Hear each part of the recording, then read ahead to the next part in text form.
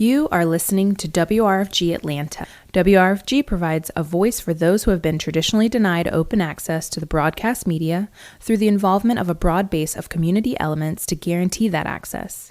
In the utilization of the facilities and its programs, the following communities will receive first priority: those who continue to be denied free and open access to the broadcast media, and those who suffer oppression or exploitation based upon class, race, sex, age, creed, disability, sexual orientation, or immigrant status.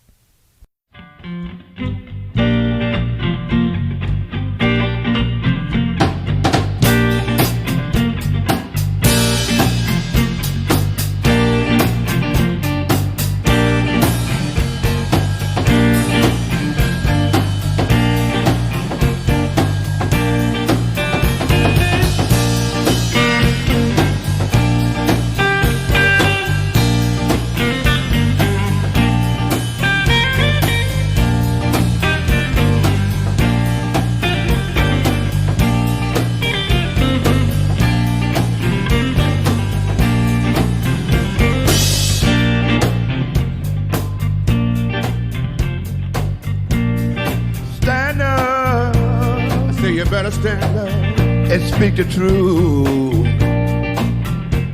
Stand up and speak the truth. We the people have the power to change all corruption. If we would only come together. And speak the truth. Stand up. Stand up. Stand up. Stand up. Stand up. And speak the truth. And speak the truth.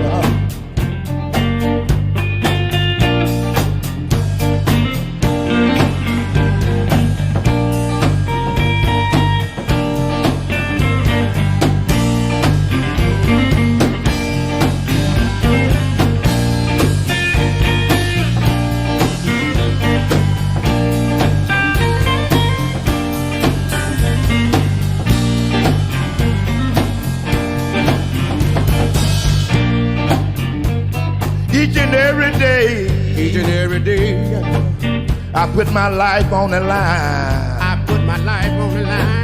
To try to stop this awful crime. But we the people have the power to stop all corruption. If we would only come together and speak the truth. So you can hear me saying, stand up, stand up, stand up, stand up, stand up, stand up, and speak the truth.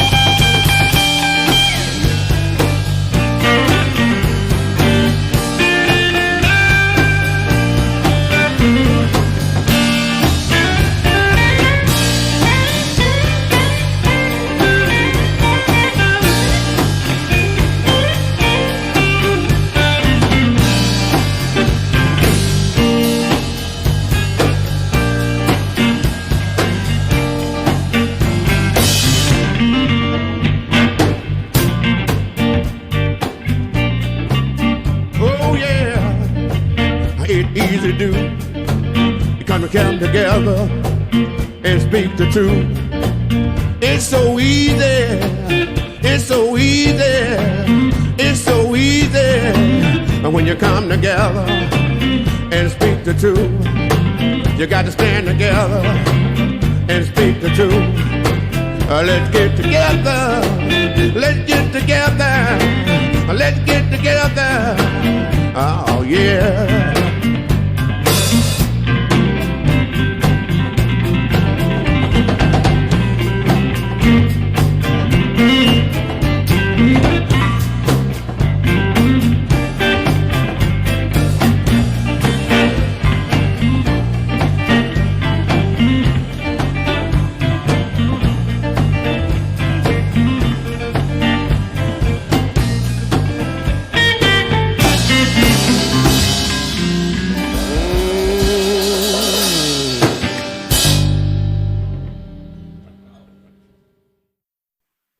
My name is Heather Gray, and I'm here with co-producer Ernest Dunkley on our Just Peace program. And this evening, we're having our monthly discussion with Rashid Nuri. He has more recently come out with a book entitled Growing Out Loud, The Journey of a Food Revolutionary. So we've talked with Rashid in the past about this. I don't know, we might touch upon it a little bit in our discussion this evening. But tonight we will also have our first discussion with Rashid Nuri about the COVID-19 situation and what's been happening in America regarding this. But welcome, Rashid. Well, hey, Heather, that's a very generous introduction. Thank you very much. And Ernest, it's always good to hear your voice. And you also, Rashid. All right, so Rashid. Yes, ma'am. So tell us about what it is that you've been doing, actually. You've been doing a lot of lectures, I think, about your book. And actually, I need to say this. I know you always say this is a critique or something, but before we have this discussion with Rashid, I want you to know that the opinions expressed on Just Peace do not necessarily reflect those of Radio Free Georgia Broadcasting Foundation, its board, staff, or volunteers. So, Rashid, you've been doing a lot of Zoom calls and lecturing, I think, all over the country, right? In the past few months. I don't, if you would call Zoom communication lecturing, yes. I got several of those each month, and I've been doing some consultation and writing my blog. The 2020 has been a very interesting year, no doubt. You know, I meant at the beginning of the year, I said 2020 is perfect vision. And I think there's a lot of clarity that has come out of this pandemic and confinement. I see a lot of wonderful things that are happening, which can be contrasted with the conflict and strife that we've also experienced during this time. So 2020 is a very interesting year. And now we have an election that'll be here in less than 2 weeks. So it's going to be, I am interested to see how the American people are thinking at this particular time and how that will be reflected in the voting process that is now underway. So, okay, so the various issues that you're referring to are, of course, the COVID-19 and the people and the fact that folks have had to not communicate the way they normally do, but there are demonstrations going on anyway, certainly about the George Floyd and other situations like that, violence towards people in the Black community overall across the United States. But you know, the interesting thing is these demonstrations are not just in the United States, they're really throughout the world. But let's talk about what you're referring to about what's happening in these difficult times, Rashid. You are talking about COVID and what else? All that. Yeah, right. Mm-hmm. It has become an international impact as well, I think. What do you mean by that? Well, just demonstrations. You know, when George Floyd was killed in California, the demonstrations that began just spread throughout the world. Yeah, I don't think those demonstrations that spread around the world had anything to do with him. It's about general conditions and the problem you have. Earlier this week, you had demonstrations in Nigeria against police oppression and police brutality, and the police killed a whole lot of the demonstrators. That had nothing to do with George Floyd. It was just part of the turmoil, anxiety that people have in general about how life is conducted on this planet. The contrast between, that's not quite the right word, but you got the poor and the rich, and most of us are on the poor end of this thing.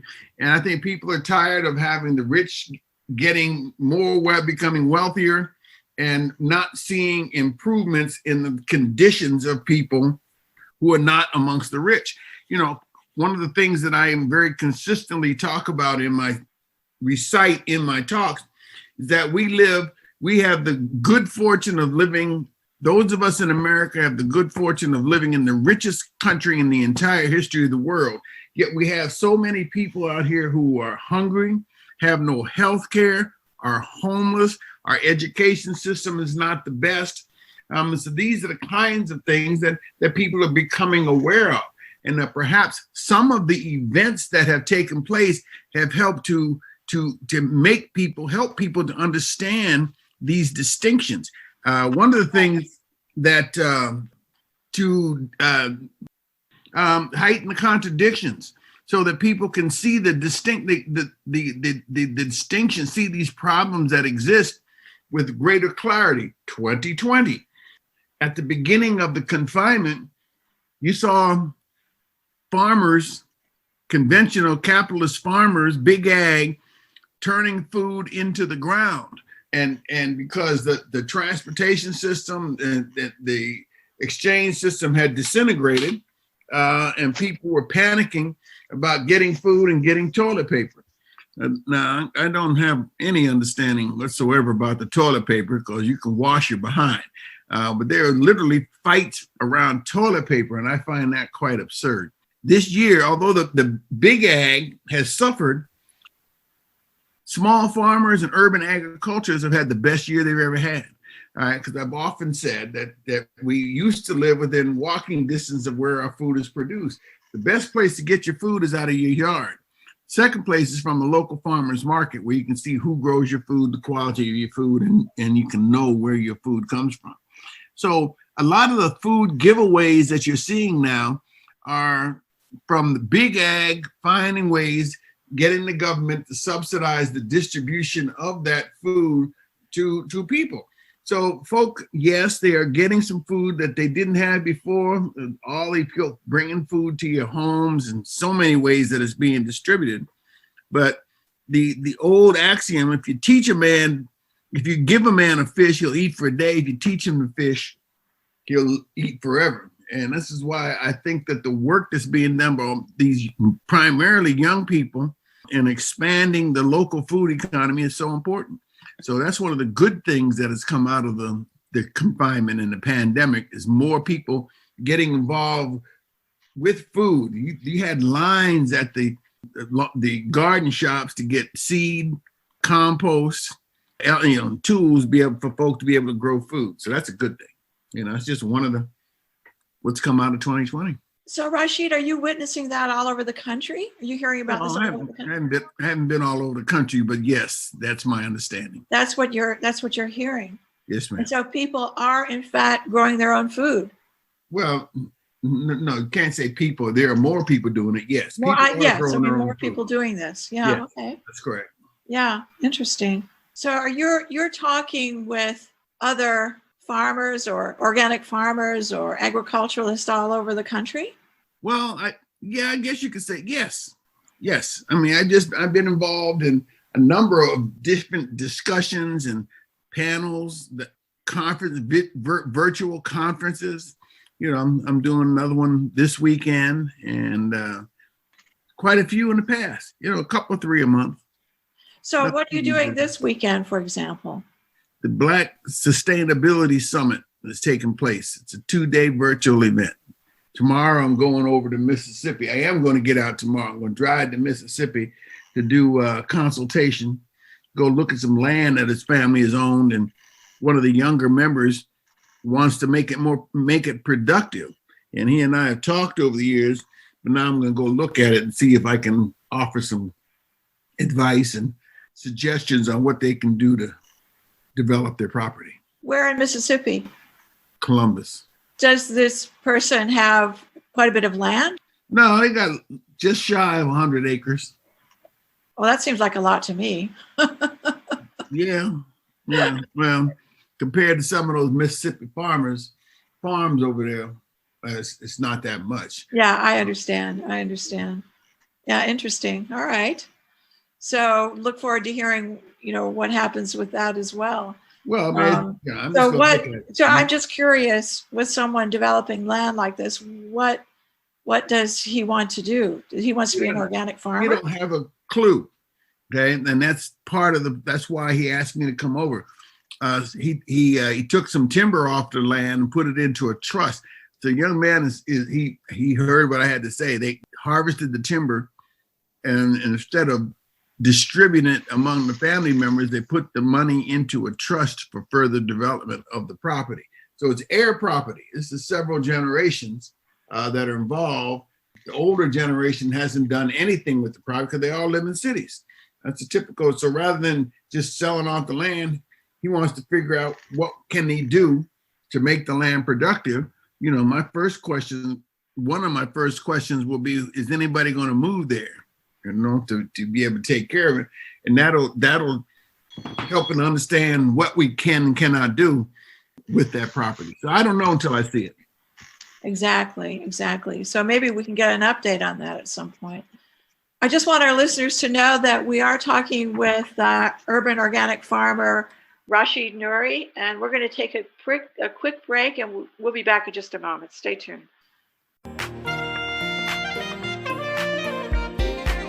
The Little 5 Point Center for Arts and Community organized relief effort. The Fulton County Board of Health and the Fulton County government has joined to make it possible for you to do your part to control the spread of COVID-19. During the month of October, there is weekly testing at the Little 5 Point Center for Arts and Community.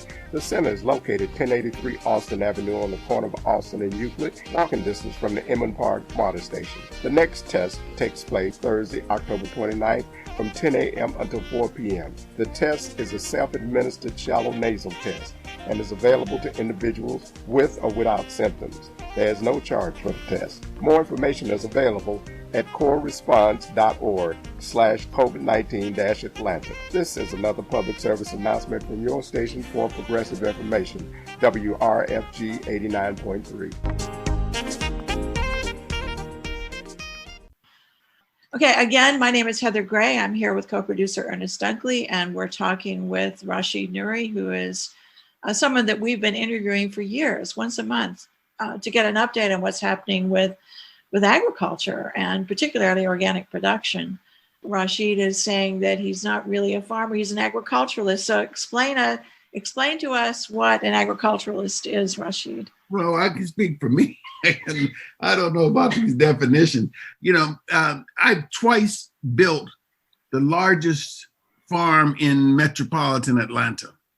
First, we were at Wheat Street, and then we acquired the property. Truly Living Well acquired the property in the West End, Asheview Heights.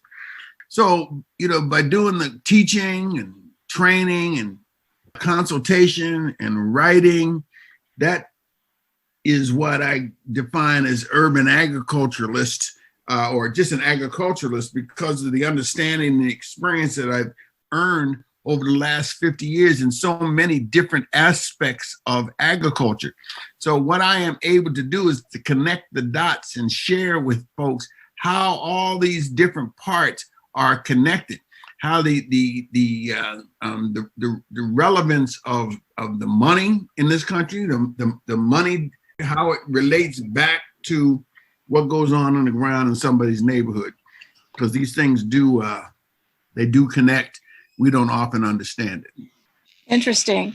Now I'm going to ask for Ernest Dunkley. You've been sitting there. Well, yes, I have been sitting here, and I really would like to go back to the last thing that Rashid said regarding the property that he's going to look at. And he said, he wondered, is there going to be anybody to stay with it, to stick with the project?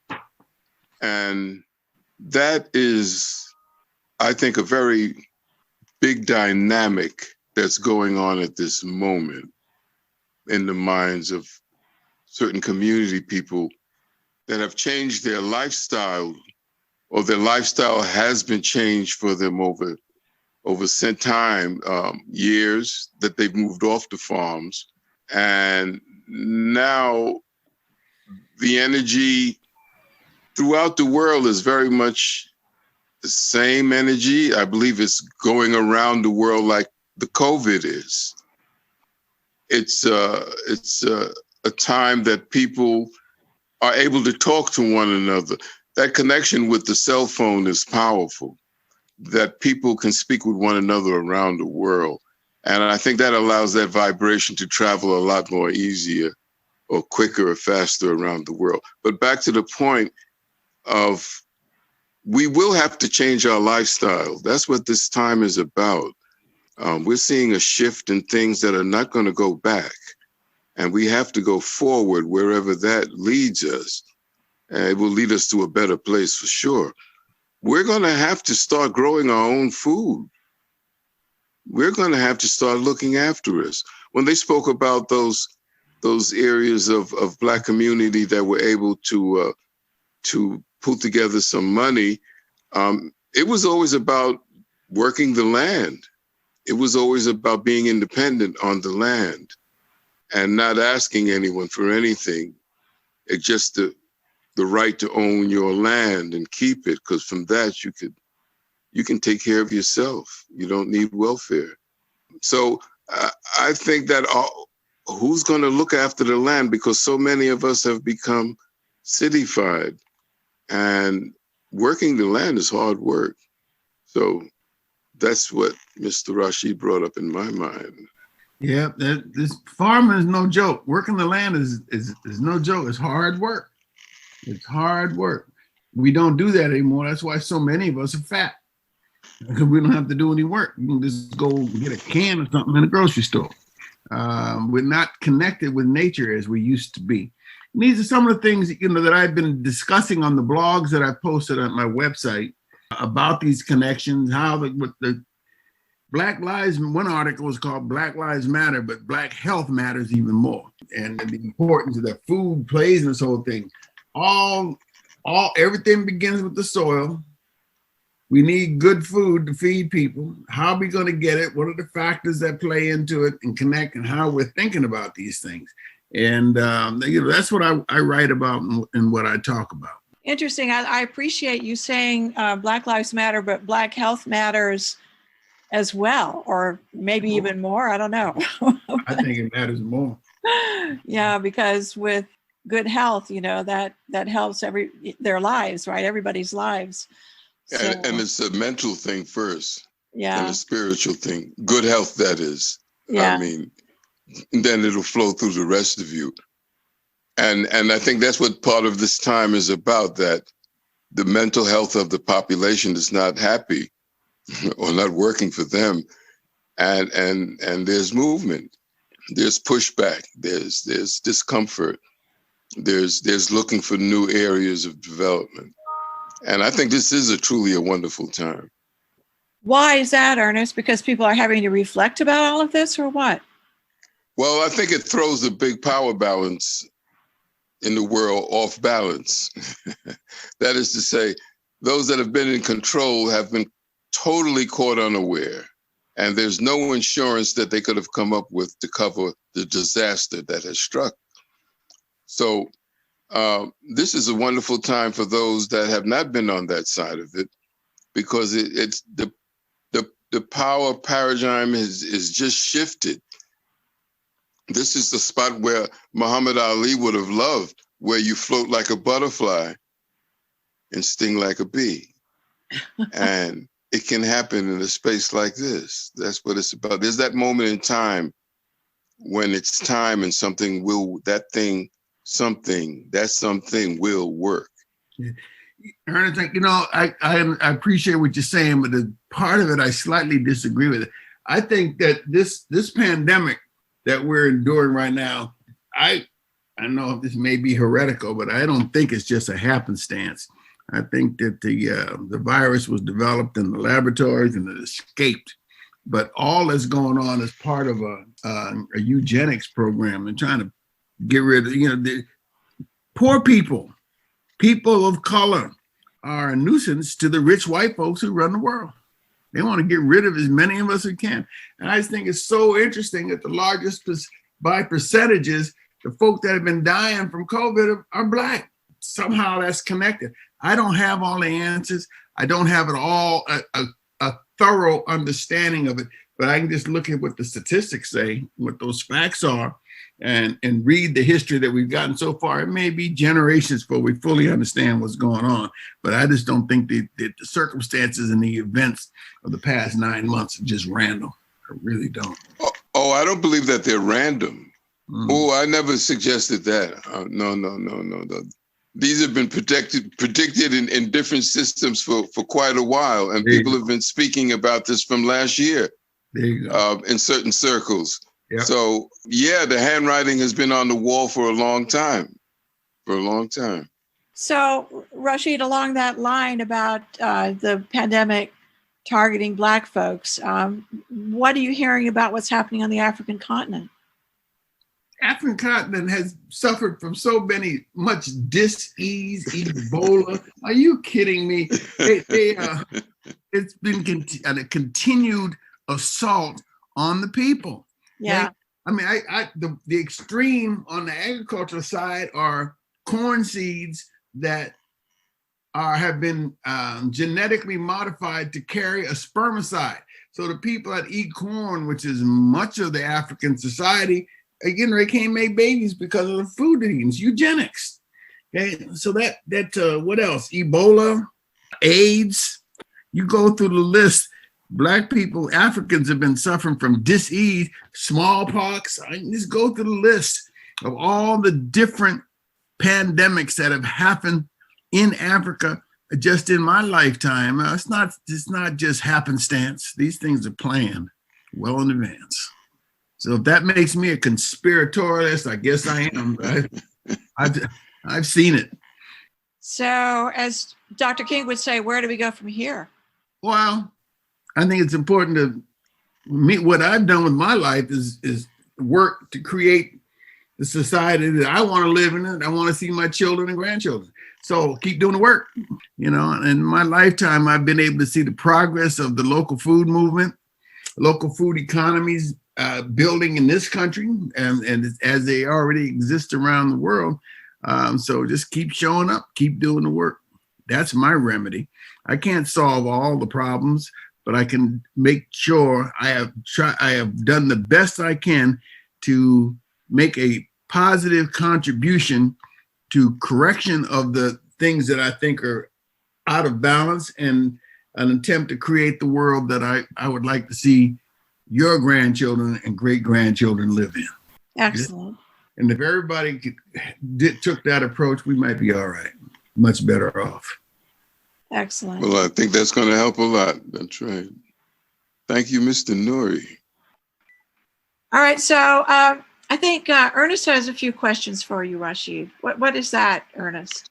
Well, on the tail of the end of the conversation we just had, I was curious as to when you were in Africa, like in Nigeria, for instance, did you take notice of the female or the woman's position in the farming chain and of their, like, say, traditional farming chain?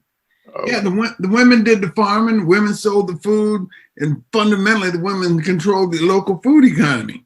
Okay, the men weren't involved. Now that they're starting to industrialize, the men are taking the forefront, but it's the women whose shoulders most of the culture and society was dependent upon. Couldn't have done it without the women. They're the backbone. So, yes. So many Westerners come on talk about how oppressed those women are, and I didn't see it that way. They ran things, but that's my opinion. Concur with Rashid with that, in that that's what I saw also.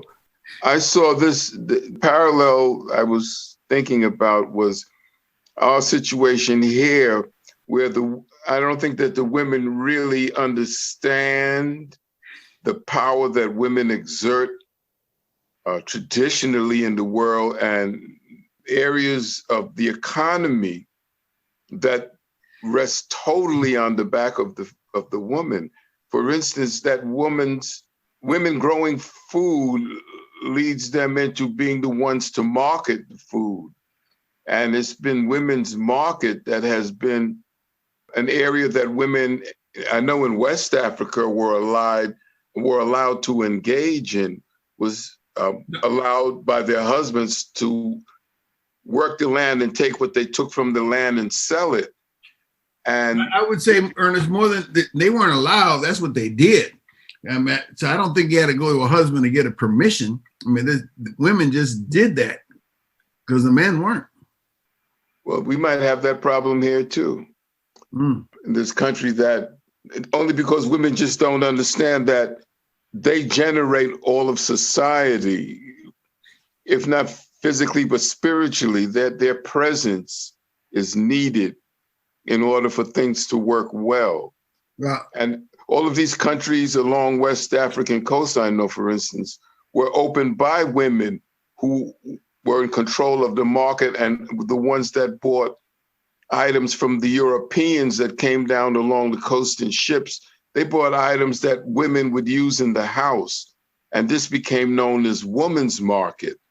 And this woman's market actually was really the size of something like our AMP or Pathmark or Kroger's supermarket, in that's how much they really control. And when one goes to the docks of Lagos and see these huge ships coming in from around the world, and many of the items being collected are being collected by women and bought by women. Items of dealing with clothing and household goods and all the things that a woman would need is considered woman's market. And in the wartime, that's the only market that exists throughout all of these revolutions and upsettings along the coast and in Africa. It's always women's market that flourishes because we have to eat. And women really should have their hands deep into this market because it is their natural role to control this area. And it's very good for the family. Women who control the farmers markets here in Atlanta. That's wonderful to know. I didn't know that. Okay, the local food movement, the local food economy is driven by women, not men. That's phenomenal knowledge to men, probably. Most of the organizations, the urban ag, so many of them urban ag organizations are founded and run by women. It's pretty consistent. It very much is. Mm-hmm. Well, I will also maintain it was women who created agriculture, because women were the gatherers in hunting and gathering societies, and they would have observed what was happening with plants and so forth. So what do you say to that, Rashid? No, if that's how you define the creation of agriculture, okay. But this, women didn't invent trees. God created the trees. I know you're not very fond of that type of language, which I can respect. But this world that we live in, this creation that we live in, humans didn't create it. There's some kind of spirit outside of us that created the environment. And then once this environment has been created, women did as I understand the history, women did a lot of the gathering while the men did the hunting. Exactly. I'm just saying that women would have observed what was happening with plants and how they grew and so forth, which to me then led to the creation of agriculture. Well, I would suggest to you that it wasn't just women, men also observed. To a high degree, to a very great degree, the men observed. I think they observed together. Yeah. It's just that they just took on the different roles in life. And the knowledge of the herbs with the men is the same as it is with the women. It is. But most farmers in the world are women. It's my understanding. Well, there's other things that one does. There's other things that are connected with that. The men understand everything that's going on there. The men quite often are involved in manipulating the medicine in other directions. There are other directions that one manipulates the knowledge of the trees and the herbs around you. And men do this. You find that in those cultures, men cook as well as the women. That's one thing a lot of people don't understand. Again, that it's not like just that the women know how to cook. That's a big mistake. Because when you grow up in those villages, you will be doing everything as a child. So, no. Whether you're male or female is what you're saying. Oh, yeah. Now, maybe if you're from an elite class and have a maid or something, you're prevented. But anyone that grows up with his feet in the dirt, they have a basic knowledge of taking care of everything. To my knowledge, back in the day, let's say back in the day, that's the way it was done. You're listening to the Just Peace program on WRFG Atlanta 89.3 FM, and tonight we're talking with Rashid Nuri. Even when I- Rashid, what did you observe in other countries? Because so you've lived in the United States, you've lived in Africa, you've lived in Asia. What did you observe, say, in Malaysia, as far as farming is concerned? That's where you see local food economy. All the economy is local. You know, I mean, back when, it's been a while, things are changing. Too many of these countries are moving to a Western model, which is broken, don't work. Well, I'm glad to see us going back to a model of a local food economy where the food is grown locally, traded locally. And that's what you see around the world. Yeah, the women are out there. Go ahead. What do you mean by the Western model? America, Europe. What is that model? That the farmer is in control. It's not the farmeress is in control. Yeah, the Western model. I mean, it's capitalism, white supremacy. That's what I'm talking about. And total male domination. When I say that these women, could go and hold market in the European system, those women couldn't go and do anything like that because those men maintain strict control. So that when they think that Africans are very tough on their women, I find that African women have a lot more freedom and European women really can't even conceive of it. Really. So, I'm sorry, with the Western model, so you're also talking about the use of chemicals and so forth, right? Relating to? Agriculture. Genetically modified, in the contemporary world, genetically modified seeds and so forth. That's what designed to imprison the world, yes. Yeah, exactly. Mm-hmm. So is that what you're talking about, Rashid, as well? Well, I'm trying to see how you're connecting the dots. Yes, that's part of the Western model, absolutely. I did not meet anybody in Malaysia, since you call that country, that invented glyphosate to kill weeds.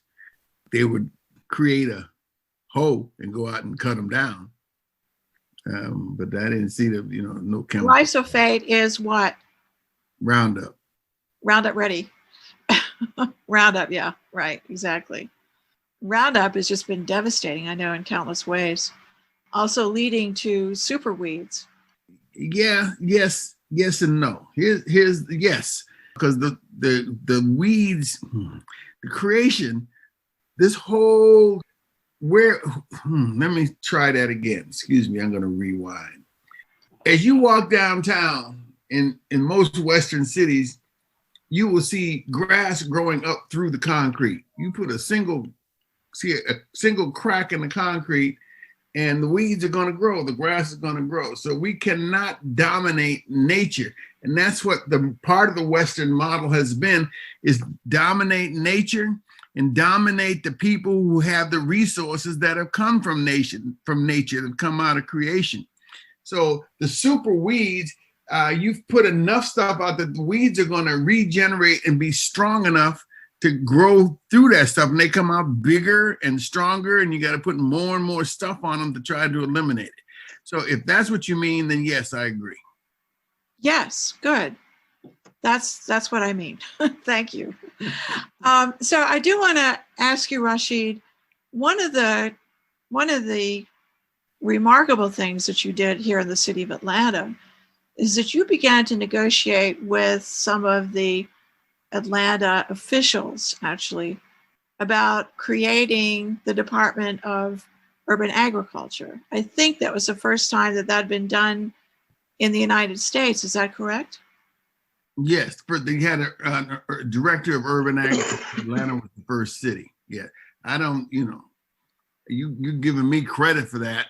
I did lead, was involved in a lot of efforts, but I did not get the city to make that designation. I think that came out of, actually, I think it was Stephanie Stuckey, who decided to hire somebody, but she certainly saw the work that we were doing and it acknowledged the importance of the work that we're doing. So yeah, I got a small finger in that some way or another. That's correct. Yeah, so I would go to some of those Atlanta city council meetings as well, and you were there observing, of course, what was happening. But it was really, I know you were pleased with that, right, Rashid? Oh, yeah. I mean, there are 4 things that you have to have. First is a commitment, then land, labor, and capital. So to have a city stand up and say that we think urban agriculture is sufficiently important to hire a director of urban agriculture, that is significant. Yes, no question. So the result has been that other cities were inspired to do something similar? At least how many? 2 or 3 others. See, this work that we're doing is expanding exponentially. There's no way in the world I can keep up with all the things that are going on around the country. And people are doing it. It's like a web that has developed. You have so many folk that have become involved in and interested in this subject matter and have gotten engaged. So to try to I can't keep up with all of it. I don't even try. But I'm just happy to see all the things that are happening, and it's beautiful. What are some other cities that have also created a Department of Urban Agriculture? Boston and Washington. I see. I think Philadelphia also. Two places where you've lived in the past. Well, that's true too. That's true.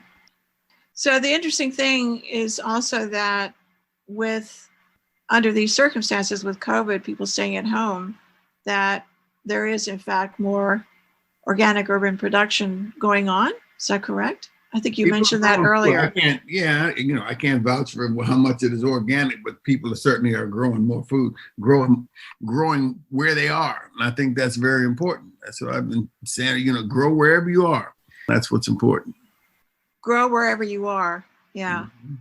I know we've had this discussion before about how throughout most of our human history, we've grown food that was right next to us, right? Locally grown, right? That's been our human history. Right, Rashid? That's the question, yes. That's the question. That's one of the correlations you make when you talk about encouraging people to grow their own food, because this is what we've done historically. Yes, we live within walking distance of where our food is grown. Yeah, right. Yeah. Right. So Ernest, you were observing that also in Nigeria. People were growing food close to where they were. And Rashid, I know both of you were in Nigeria, but you were seeing that in Nigeria, that the food was being grown close to where people live? So much so until that's why that model of a civilization beginning in the Mesopotamia area, because they figured out how to grow wheat on a large basis. Yeah, can be a fallacy, possibly. Yeah, see, I have nowhere I've been in the world do you see peasants mean, poor people, folks that are connected, who are grounded and connected to the earth. They don't grow grass. That's a highly bourgeois phenomenon. It comes out of Europe. All them, instead of having to grow his own food, the lord of the manor can grow grass because the peasants are growing the food to bring to him. Okay, grass is here in this country.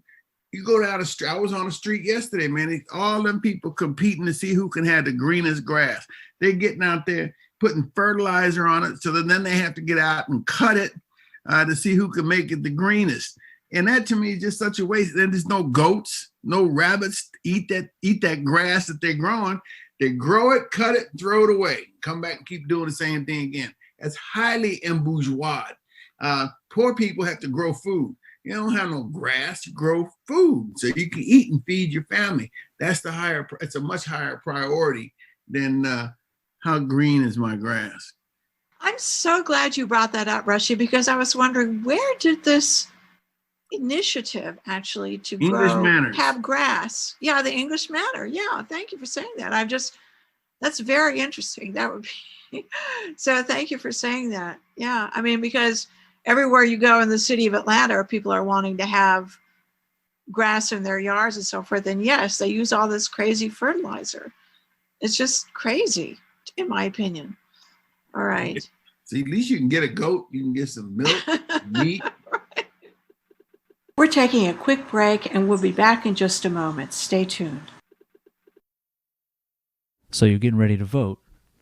Perfect. Many say the November 3rd election may be the most important election of our lifetime. And with Georgia's history of voter suppression and problems at the polls, election rights advocates say you need to take some extra steps to make sure your voice is heard. Early voting is underway in Georgia through Friday, October 30th, and experts say voting early and in person is the best way to make sure your vote is counted on Election Day. Because of the pandemic, you'll need to wear a mask, bring some hand sanitizer, and practice social distancing at your polling place. You may also want to bring a folding chair, a good book, and a bottle of water just in case there's a line. And remember, you will be asked to show a photo ID. And if you must vote by mail, you must request an absentee ballot by Friday, October 30th and return it to your county election office no later than 7 p.m. on Tuesday, November 3rd. Be sure to read the instructions carefully and have someone else look over your ballot before you return it. Because of possible slowdowns at the post office, you may want to use one of the drop-off boxes for absentee ballots provided by your county election office. To make it easier to vote in Georgia, we've added an election resource page to WRFG.org. It includes a link to a directory of election boards. You'll also find links to request an absentee ballot electronically and to check to see if your ballot has been received and accepted. We've also included phone numbers and links to hotlines you may use if you run into problems at the polls. We'll tell you more as we get closer to November 3rd. And in Atlanta, we're 89.3 FM, your independent community radio station for progressive information and that hand-picked quality music. We're streaming worldwide over TuneIn, our free mobile app, and WRFG.org. Again, you're listening to the Just Peace program on WRFG Atlanta 89.3 FM, and we're talking tonight with Rashid Nuri.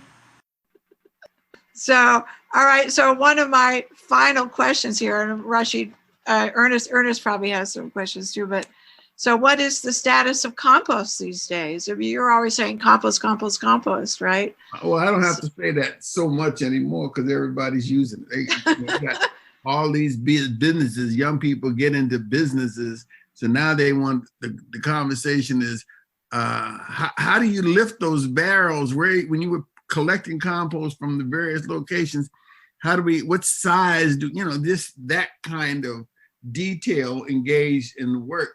My mantra of compost, compost, compost was to get people to understand the importance of feeding the soil. So they're all over the country. I'm on a couple of these email lists, man. These young people just have established compost businesses. They're not growing anything except making compost and selling it back. So that's the added value processing, which is where the money really is in agriculture, is in the processing. So just briefly explain what compost is for those who might not know. It's compost is the breaking down of organic material. That's what you see in the woods. That's the decomposition of organic material through combination of air, water, and microbial action, insect and microbial action on it. So it turns that everything goes back to the soil, ashes to ashes, dust to dust. All these trees drop their leaves in the woods. They break down and feed the tree so it can grow some more and drop the leaves again. It's the organic material. So the humus that's created in the woods. You go to any woods and turn over that soil, you're going to see all kind of life in there. If there's no life in it, and that soil is dead, that's what you got. You go to most commercial farms and go out in these big fields and turn that soil, you won't find any life in it whatsoever. The farmers are using the dirt as a receptacle to hold the roots. They're not producing food. They're using the dirt as a receptacle to hold the roots, and then they're adding the chemicals that they think that the plant needs, but they're not getting all of the nutrition that they could if the commodities in the food was grown naturally and organically. There's nobody in the woods. I live in the woods, and I got all these beautiful hardwood trees out there, and nobody's doing soil tests. Nobody's feeding them. I don't have to do anything as I sit here and just watch them grow naturally. And several times over the course of the winter, I do collect the leaves, but then out in the back, we got a large compost facility right behind my house. Oh, that's wonderful. So I want everyone to know that you are listening to WRFG Atlanta 89.3 FM. My name is Heather Gray. The program is Just Peace. I'm here with co-producer Ernest Dunkley, and we are talking with Rashid Nuri. So Ernest, do you have some final comments or questions you'd like to ask of Rashid? Actually, I don't. Okay. Well, Not let at me the tell you, moment. if I can do anything to help anybody, my phone number is 404-520-8331. 404-520-8331. And my website is thenurigroup.com. The Nuri, N as in Nancy, URI, group.com. And my book is called Growing Out Loud. You can get that through the website now. You buy it through the website, I'll give you a sign. I'll sign it for you and send it to you. So that's wonderful, Rashid. Thank you for that. And if people want, tell us a little bit more before we end this discussion, what you have on your website, what people can learn. If they want to learn about compost, for example, what do they do? Look, just Google it. There's so much information out there. Okay. There's some of what you've heard me say is in my book. My website is more about connecting the dots, the big picture of agriculture, not so much. Same with my book. I tell people, if you want to learn how to grow a tomato, go get information someplace else. If you want to know how the role and historical role of land, labor, and capital in the development of agriculture in this country, you can get my book. If you want to, I want wherever I've worked and with people, I think it's important that folks have the time and the space to learn from their mistakes. If they read my book, they can save some time and learn from my mistakes because I show you what I did and the lessons that I have learned from the work that I've done over the last 50 years. All right. So I'm wanting to thank Rashid Nuri and also Ernest Dunkley for this discussion this evening. And thank you so much. So I guess we're going to be ending this now. All right, y'all. Take care. Nice listening, everybody. And I hope we see you soon. All right. Thanks. All right. Thank you, Rashid. Thank you. I'm going to ask everyone to stay tuned for Revolutionary African Perspectives. We cannot lie our way to the truth. We cannot lie our way to the truth. We spin and spin the earth around. We cannot lie our way to the truth. Lying will destroy us. Amen. Lying will destroy us. Amen. Lying will destroy us. Amen. And truth will set us free. Truth will set us free.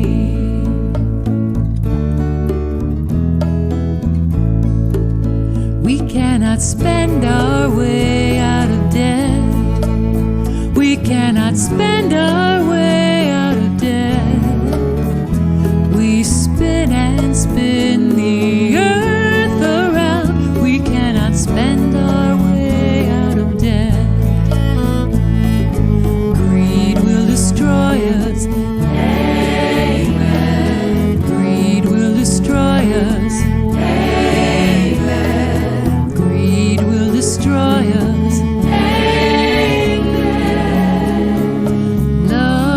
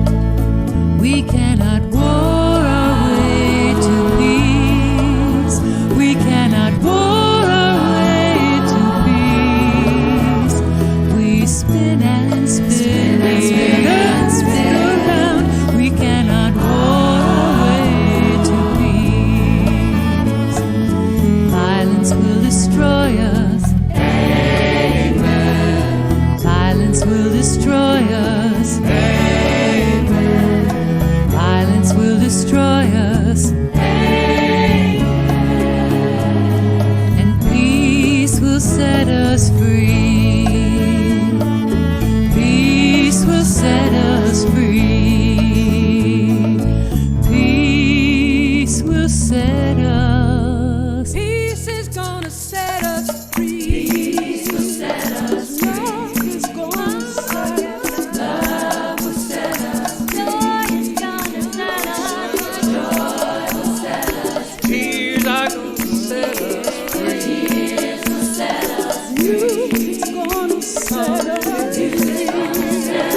Singing's gonna set us free. Singing will set us. Justice gonna set us. Justice gonna set us. Laughter's gonna set us. Laughter's gonna set us. Dancing's gonna set us. Dancing's gonna set us free. Love will set us free. Love will set us free.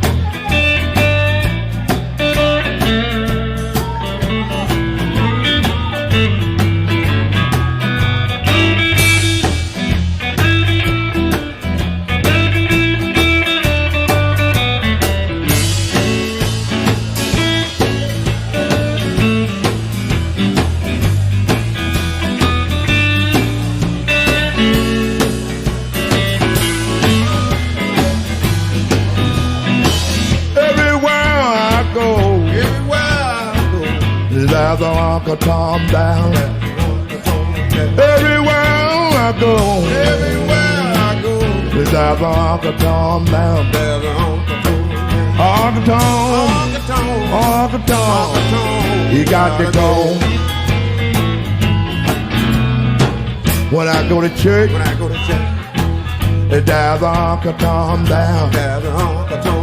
When I go to work, there's an Uncle Tom down. Uncle Tom, oh Uncle Tom, you got to go. You got to go.